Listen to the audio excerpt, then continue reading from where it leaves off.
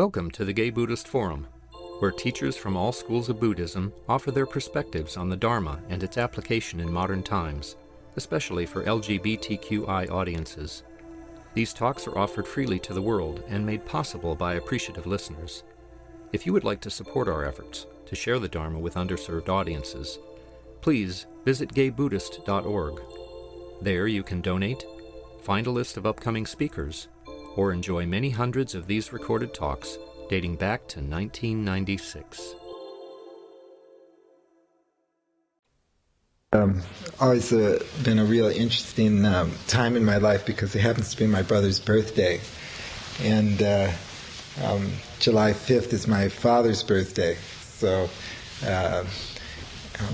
it recalls to my mind my family, and I grew up with a really wonderful family, very supportive. So just like to take a moment to offer my family my gratitude on this birthday time for them. Those of you who are here for the first time, I like to start off my Dharma talks with some music. So here goes.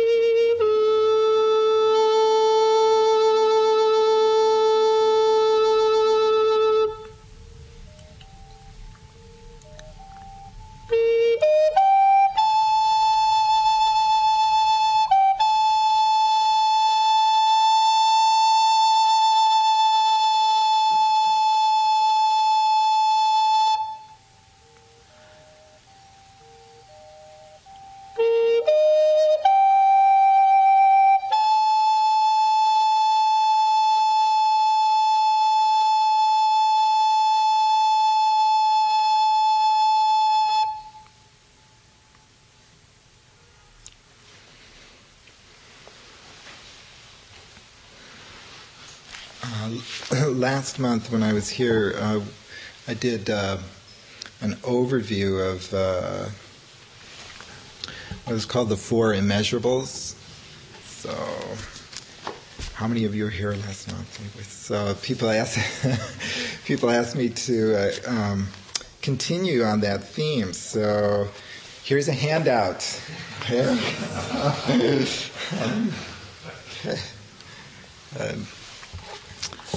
I'm not sure. I think there's more people here than I made copies. So if some people could share, that would be nice. So the four immeasurables in the Buddhist tradition are love, compassion, joy, and equanimity. And today what I'd like to focus on is the first of the four immeasurables. The first of the four immeasurables is love. And the perception within this tradition is that when you love somebody, you wish them to be happy. You have a spontaneous desire for them to be happy. Like, I just want you to be happy, because those are my feelings toward you. So the basic wisdom that is being cultivated in this contemplation is that instinctive heart that wishes someone else to be happy, okay, and to be well. So this, when I call this an instinctive wisdom, what I mean is that when you feel fond towards someone and you want them to be happy, there's a feeling presence in the heart. Right? That, what we don't realize is that the appearance of that is a form of wisdom. It is a wisdom that arises out of our connectedness to that person. The core insight of the Buddha was that all things are interconnected. But our sense of interconnectedness is extremely limited. Like, we feel spontaneously connected to those who are close to us and those we are fond of, and then it very, very rapidly drops off. We don't feel very connected to neutral people, and we feel disconnected to a great many people, maybe the majority of people. That is an extremely limited view. Extremely limited view. The cultivation of the wisdom which spontaneously appears in those situations where we sense our connectedness is the focus of the four immeasurables. So you start with an understanding that arises spontaneously. So everyone can think of someone they're very fond of, and the expression that I just want you to be happy, I hope things are well for you, spontaneously arises. Building on that wisdom, we then systematically extend that sense of wishing well-being for others gradually, step by step, until it includes all sentient existence.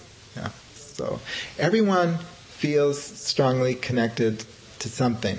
Like I said last month, that even the worst misanthrope is grateful for the door which keeps the rest of the world at bay. Yeah,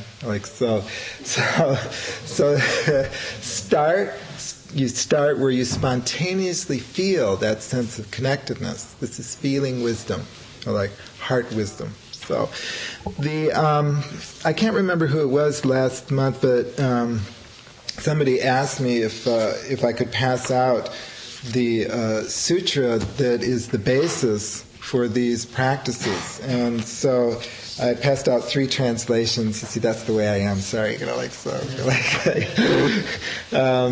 it's called the Metta Sutta, and it's from a collection of sutras called the Sutta Nipata.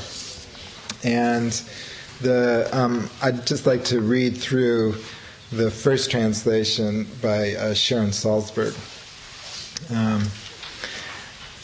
This is what should be done by those who are skilled in goodness and who know the path of peace.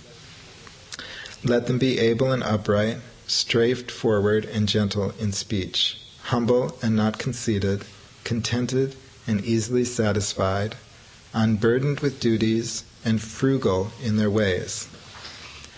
Peaceful and calm, and wise and skillful, not proud and demanding in nature. Let them not do the slightest thing that the wise would later reprove. Wishing, in gladness and in safety, may all beings be at ease. Whatever living beings there may be, whether they are weak or strong, omitting none, the great or the mighty, medium, short or small, the seen and the unseen, those living near and far away, those born and those to be born, may all beings be at ease. Let none deceive another or despise any being in any state. Let none through anger or ill will wish harm upon another.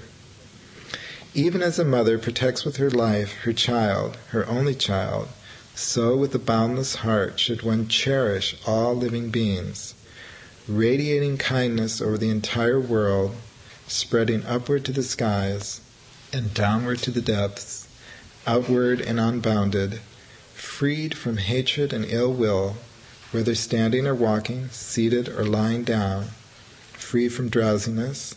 One should sustain this recollection. This is said to be the sublime abiding.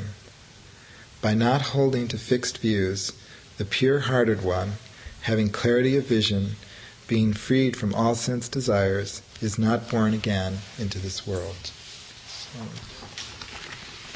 It's a very beautiful sutra. And what I'd like to do is to do the first contemplation on immeasurable love. Do it with you. Okay? And then after doing the contemplation on immeasurable love, have some discussion about it.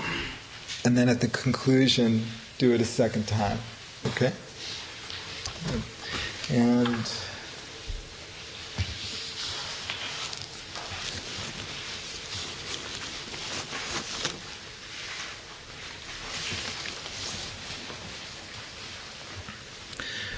so everybody sit comfortably. Okay? We'll begin by taking a few deep breaths. And I will speak aloud each section of this contemplation, and I'll separate them by the ringing of a bell. And so, as you can read, it begins, "May I be well and happy." So very, very simple. May I be well and happy. Like so. And we will gradually expand it outward till it includes all sentient existence. As you listen to each part of this contemplation on immeasurable love, let it sink into you, sink into your heart, and treat it as kind of like your favorite poem. You know, like when you're reading a favorite poem and you savor a particular passage, or a particular line of a poem, and so sort of hold it in that loving way. Hold the contemplation in that loving way. Like this is a treasured poem that you wish to just settle with. Okay. So let's begin by centering ourselves, taking a few breaths.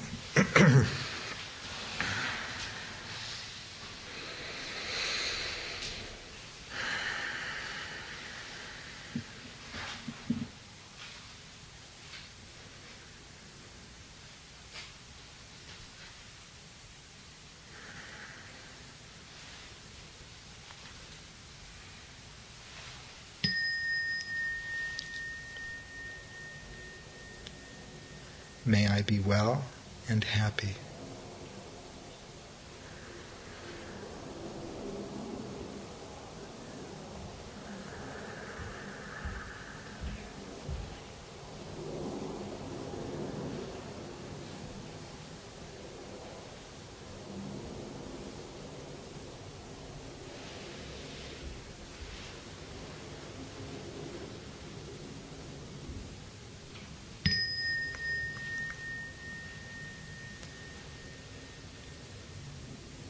Just as I wish to be happy, so all those who have helped me wish to be happy.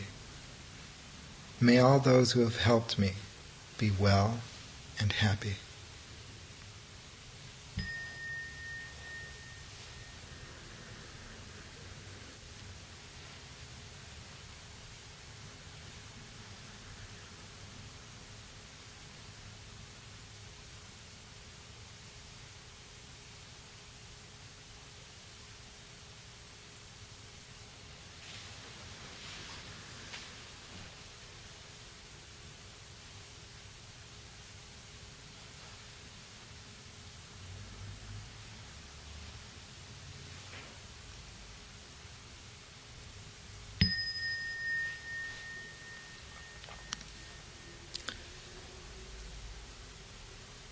Just as I wish to be happy, so all my friends wish to be happy.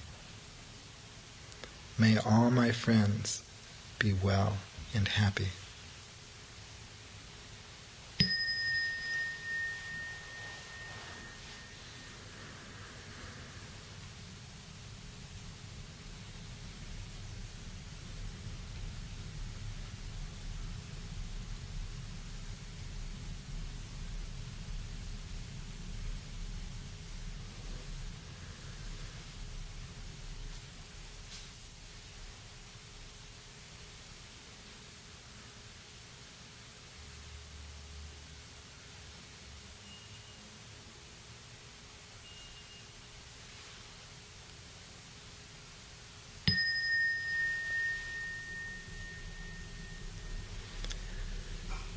Just as I wish to be happy, everyone I meet wishes to be happy.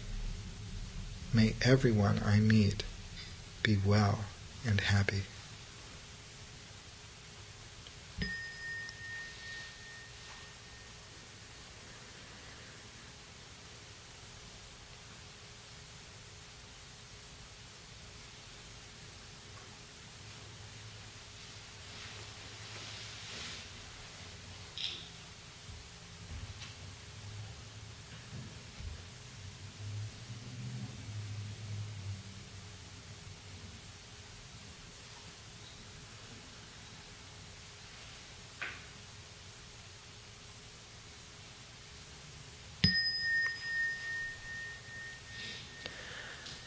Just as I wish to be happy, difficult people also wish to be happy.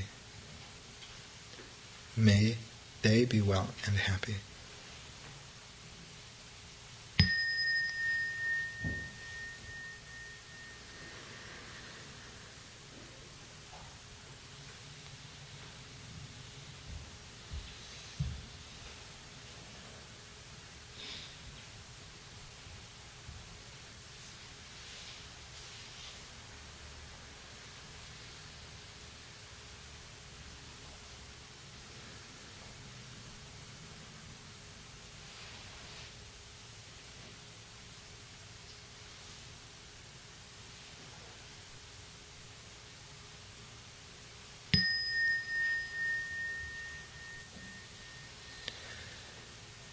Just as I wish to be happy, all people wish to be happy. May all people be well and happy.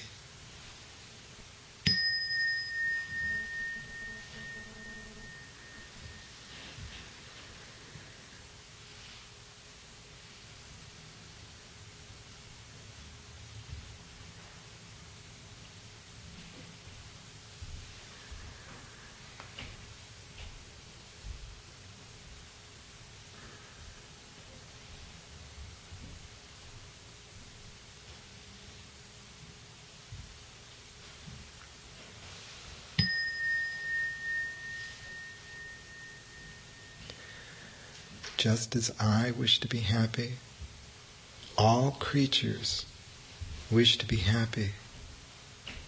May all creatures be well and happy.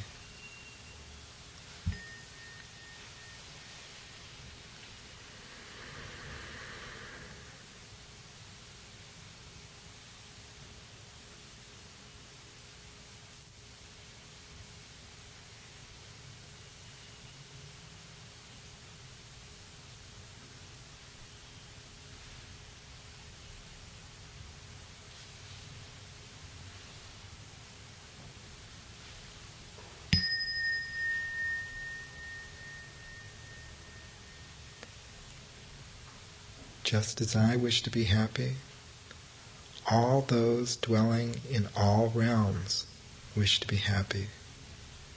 May all those dwelling in all realms be well and happy.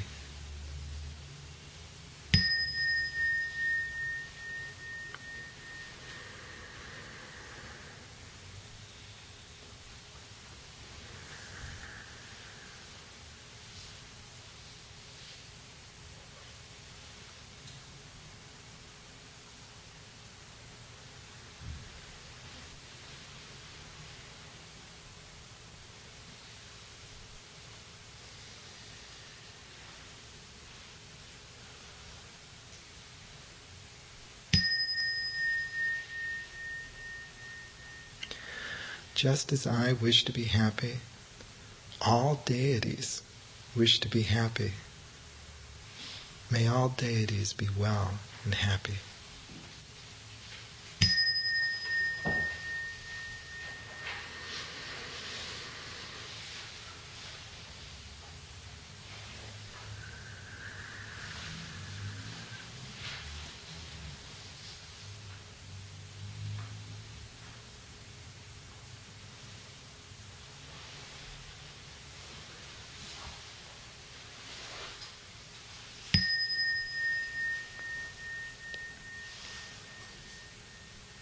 Just as I wish to be happy, all living things wish to be happy. May all living things be well and happy.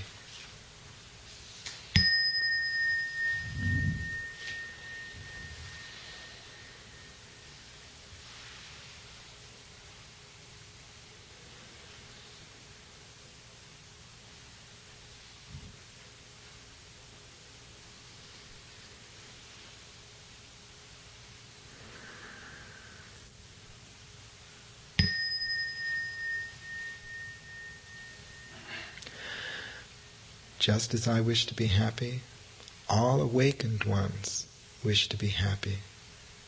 May all awakened ones be well and happy.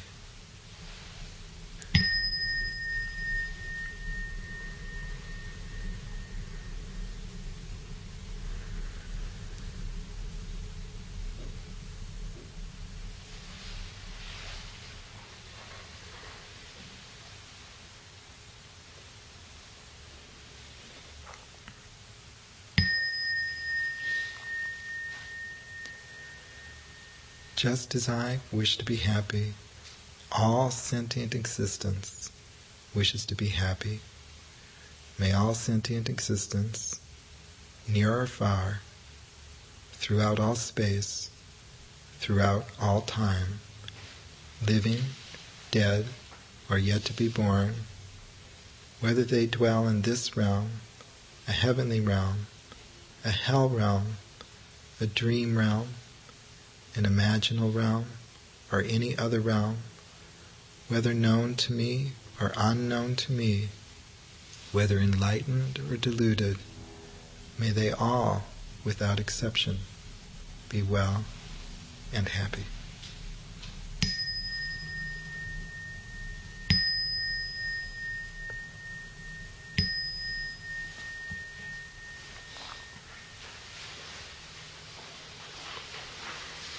Did you like that?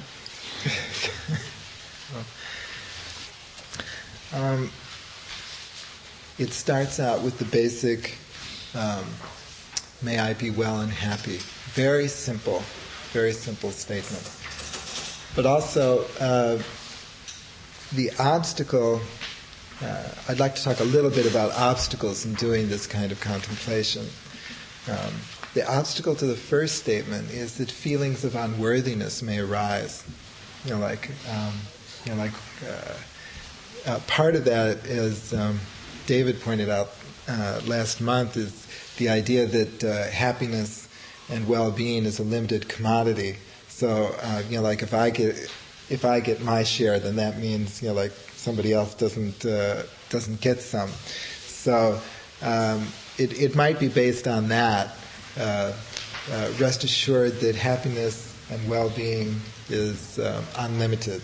So, but there's usually psychological reasons for feelings of unworthiness, and those may arise, and use the thought of "May I be well and happy" as your object of concentration, as your focus.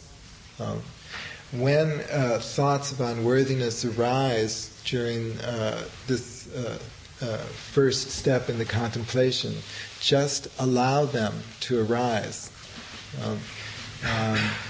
And you can even, if they're persistent or particularly strong, you can even wish those thoughts, may those thoughts be well and happy. They will arise in the mind and then they will go on their way. So the thought of may I be well and happy becomes the center of focus. And just as in other forms of meditation within the Buddhist tradition, other things can swirl around this, but there's no reason to allow those feelings of unworthiness to overwhelm. It's very interesting. In several books I've read by people who for whom metta is their central practice. Well, I'll give a specific example. There's a Tibetan teacher who uses metta contemplations a great deal. And when he was in Tibet, he was introduced to this contemplation, and his teacher told him that, there's no problem with this first. You begin with yourself, may I be well and happy, like I said. But as we move forward, we start getting very critical of other people, and that's an obstacle, So the American student assured him that when he did this, very critical thoughts about himself arose in his mind. And the Tibetan teacher couldn't believe it. He checked with other people, the other Tibetan people, and said, does that happen to you? No, that never happened to me. So I don't know what he's talking about. And he was absolutely convinced that his American student was pulling his leg. I thought that was a very interesting report. But this obstacle is usually, for most people, one can overcome this obstacle. Because we know that we are creatures of mixed feelings. Sometimes we have positive views toward ourselves, sometimes we have negative views toward ourselves. But once again, may I be well and happy. Simply allow that thought to sink into one's heart. Cherish it as you would a fine line from a poem or a good melody from a piece of music you particularly like. And that will allow you to continue, with that understanding. The next one, those who wish to help me, that category is usually in traditional metta contemplations, it's called the benefactor. So feel free to change the wording on these kinds of things. If a different wording is more conducive to you, from those who have helped me. One thing that is very useful is to take these, beginning with those who have helped me, and actually write a list of people who have helped you. Actually write down, my second grade teacher, Mrs. Lamb, who taught me how to write. That kind of thing. You don't have to be really extraordinary about this. Learning how to read, learning how to write, the person who taught you a musical instrument, the person who introduced you to a particular novelist that you found, very helpful, or mom and dad, brothers and sisters, pets could fit in here. But it just makes this contemplation much easier. Much easier. Actually, what's surprising, once you get started on a list, how many names you'll come up with once you get started. But start with a few people who, spontaneously appear, those who have helped me, those who have benefited my life. So then, instead of saying, Just as I wish to be happy, so all those who have helped me wish to be happy. You can say, just as I wish to be happy, so does Mrs. Lamb wish to be happy. So does, like so-and-so wish to be happy, so does so-and-so wish to be happy. And actually read that list and then conclude it. So all those who have helped me wish to be happy. It's really good to become specific. It makes this much more grounded and much more, especially at this first step, it makes it, the feeling wisdom becomes much richer. Much richer. The line, just as I wish to be happy, the purpose of that line is to equalize all beings. Okay? One of the things which keeps us separate from other people is this quirky idea that, most people are pretty decent, but there's this group over here which is really fucked up. Or depending on our mood, a few people are really decent, and most people are a mess. And that separates from us. But everybody has that striving to be at peace, to be free from harm, to be in a state of well-being. And I am not different. My desire, my striving to be at peace and to be at well-being isn't different from anybody else's. Now, some people go about this with great clumsiness. So I think I talked about this last month, but the Buddhist ceremony of taking refuge. Taking refuge in the Buddha, the Dharma, and the Sangha means taking refuge in a path which allows one to enter into that realm of unlimited and boundless happiness, peace, and serenity. When people take refuge in other things that do not produce happiness, this produces frustration, anger, despair. So people who pursue wealth, for example, they believe that will make them happy. They do that because they think it will make them happy. So even though we have had the great good fortune to be introduced to the Dharma, most people have not. And even when they have, many people do not understand. So there, some people pursuing wealth, some people pursuing power, some people pursuing beauty. They do that out of the same motivation that we have for pursuing, peace, serenity. But they don't understand that those things will not bring them happiness. In fact, it will bring them much suffering. So if we understand that, then we can understand, just as I wish to be happy, so those people also wish to be happy. And that builds that sense of connectedness. This universalizing of our understanding is one of the keys to opening the heart. There are so many stories in the Buddhist tradition to illustrate this point. And, I think have I told the story of Kisa Gotami here? Yeah. So Kisa Gotami, it's just such a good example. The woman who could not believe that her cherished only child had died, couldn't believe it. What the Buddha illustrated to her was, showed her that this is a situation that happens to all people.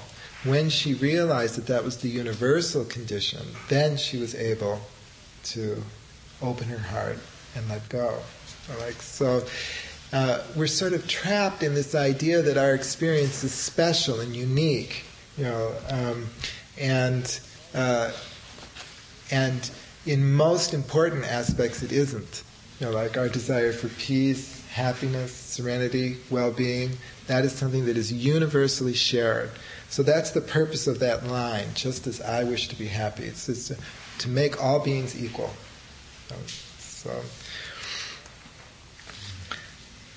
Then the next one is, just as I wish to be happy, so all my friends wish to be happy. Benefactors and friends are very close. And you may wish to simply merge these two. So once again, a list of friends. When I wrote my list for this, childhood friends came up that I hadn't thought about in a long, long time. The kids I played with on the block, that kind of thing. So it's really wonderful to create such a list. And once again, it makes the contemplation much more rich and deep. The next category in the traditional contemplation is called the neutral person. And here's where people often, you'll experience a feeling tone difference, in the contemplation. Wishing yourself to be well and happy, though it has some difficulties. Most people are able to do that. Wishing benefactors and friends, that's very easy. It's very spontaneous. So when we move to the neutral person, it's very, very interesting to observe one's heart, or observe one's body. How it suddenly becomes a little. It feels like you need to put some effort, into it. In this instance, it's useful to pick an individual that you meet regularly, but that you do not know anything about. So, good examples are bank tellers, the checkout person at the grocery store, the person selling magazines at the newsstand, or those kind of people that you encounter on a daily basis, so that you can put an actual face. They might even wear a little name tag. Hi, my name is Linda. I'm happy to help you. And so to focus on a specific individual who is the neutral person. So everyone I meet wishes to be happy. Just like me, just like my friends, just like those who have helped me, just like my parents. All people wish to be happy. They aren't different from me. So I may not know anything about them, but you'd be surprised how much you know about them. You know that they want to be happy. You know that they'd like some peace in their life. You know that they would like, to have their basic needs met. Like food and shelter. They probably would like some solid friendships and some love in their life. They probably they probably are worried about paying their bills and their rent. They're probably worried about health care, like most Americans these days. So, if you start thinking about it, you actually can enter into their world in quite a lot of ways.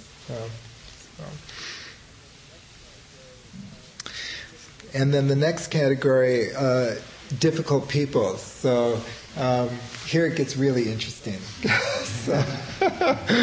So difficult people includes enemies. Okay? Now this is a tricky concept, the enemy, because you may not feel that anyone, you may not function as an enemy to anyone. I mean, you may not feel that you yourself are out to get someone or out to destroy someone.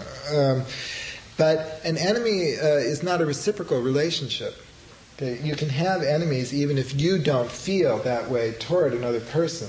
So, for example, gay people have lots of enemies. Even if you don't feel particularly, destructive toward those people who feel destructive toward gay people, those enemies exist. And that's true for any racial group. All of us belong to one racial group, and there are some people somewhere in the world who think that that's a terrible thing, that that group exists. The same is true for religious groups. So that is an extreme, manifestation of the difficult person. But it's also includes people that we would refer to as bristly or high maintenance.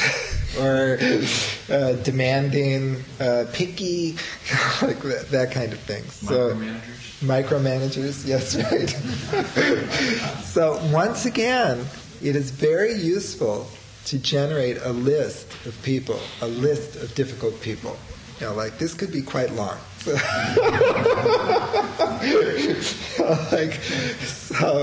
But once again, understanding that what they are doing is based on the belief that what they are doing will bring them happiness. Okay? They believe that. Like, it is deeply deluded.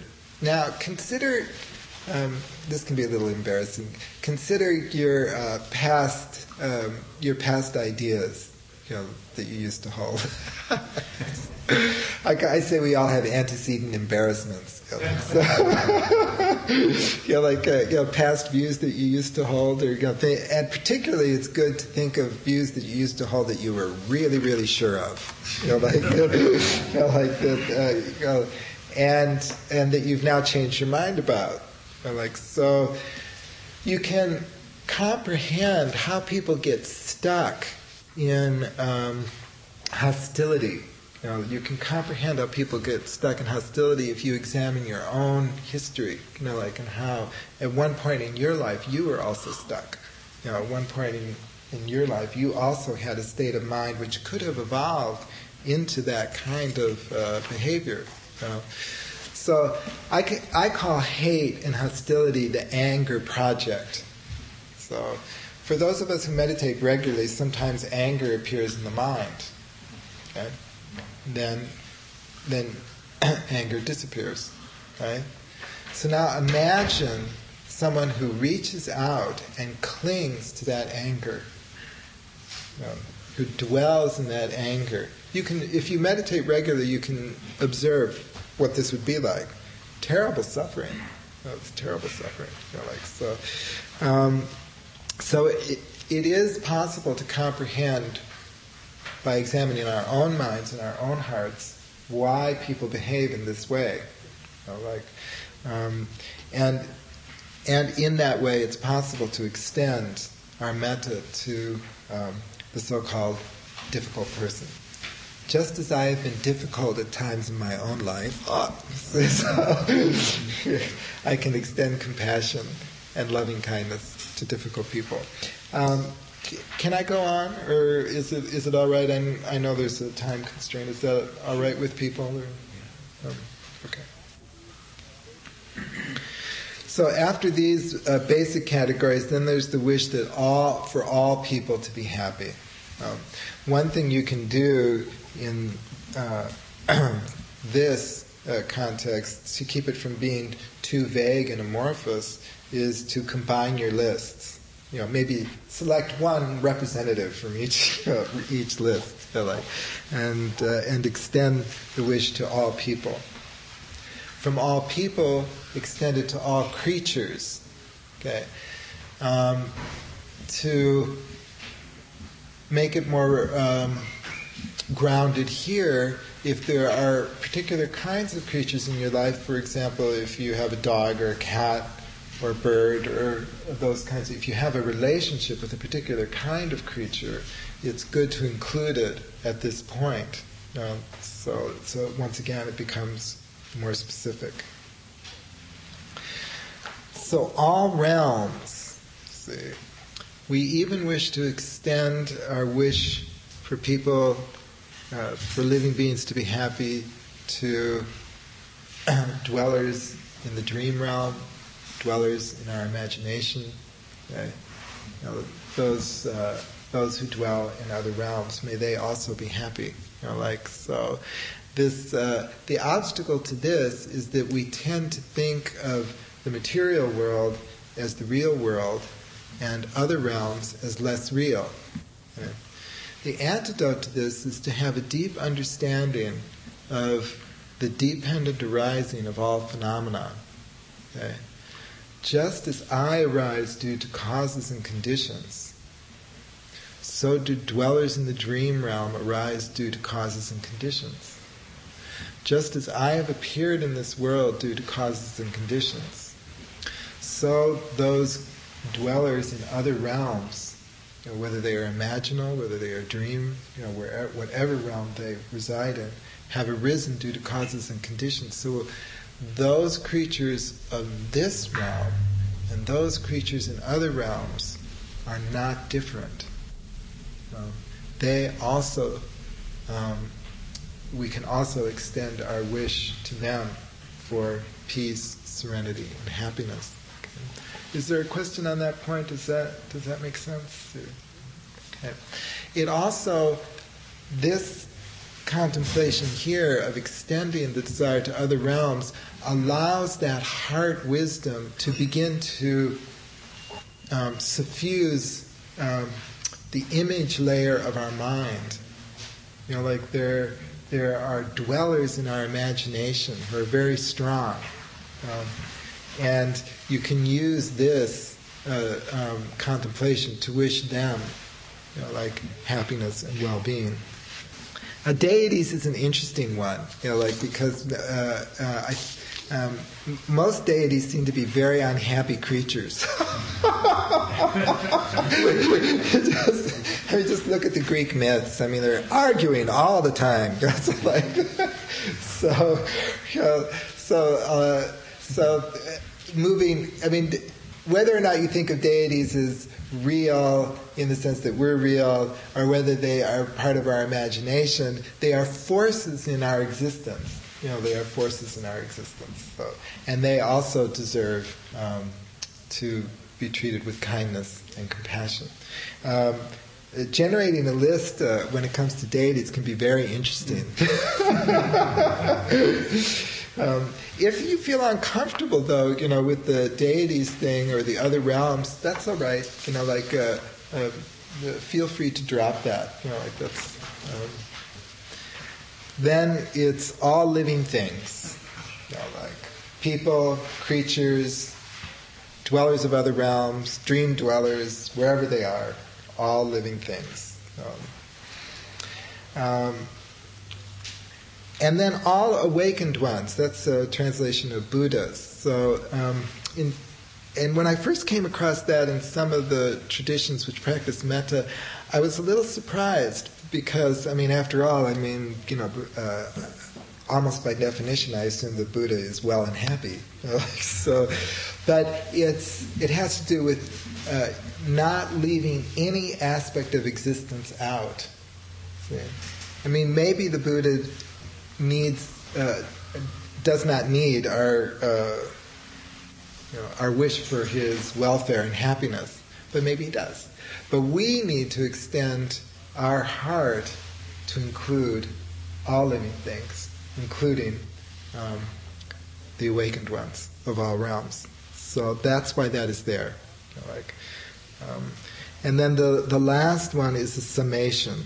All sentient existence, near or far, throughout all space, throughout all time, living, dead, or yet to be born, whether they dwell in this realm, a heavenly realm, a hell realm, a dream realm, an imaginal realm, or any other realm, known to me, not known to me, enlightened or deluded, may they all without exception be well and happy. Now, how to use this? I know that many of the people here, I just want to briefly go into how can you combine this kind of practice with, say, meditative practices such as Zen or Vipassana or Dzog Chen, Mahamudra. Particularly, I'm bringing up the kinds of meditation which are non-discursive. How do you combine those? I think the best way to combine them, the way that I've personally found efficacious, is to conclude a meditation session with this contemplation. So, say you're practicing Zen. Because Zen does not focus on a thought. Okay? So while you're sitting in Zen, if the thought appears, may all beings be happy, treat that like any other thought you would in your meditation. Okay? Like any other thought. Okay? Neutrally. Okay? then when the meditation session is concluded, okay, this kind of contemplation is a wonderful bridge from the non-discursive mental state of dhyana or vipassana back into the normal discursive state of our mind, of our everyday mind. See, it functions as a very nice bridge. Instead of just sort of the mind kicking in, and going on with its thoughts, you conclude your meditation session with one of these contemplations. And then that, in other words, you would deliberately start the discursive play of the mind with this kind of thought.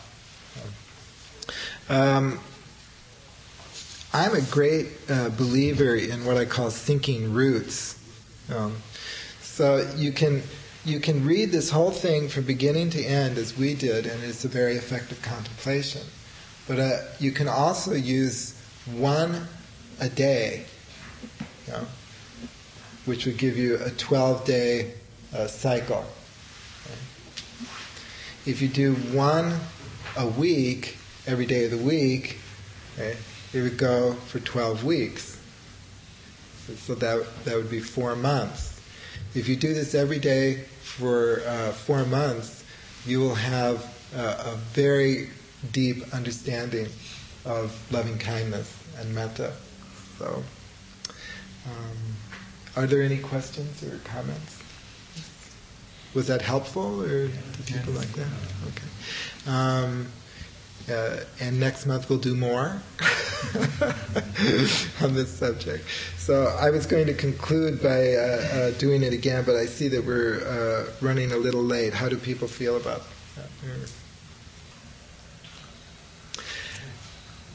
May all sentient beings be well and happy. Thank you very much. Thank you for listening to the Gay Buddhist Forum. If you would like to hear several new talks per month and be notified of upcoming speakers so you can participate live, please subscribe to this podcast, like us on Facebook, and join our mailing list by visiting gaybuddhist.org.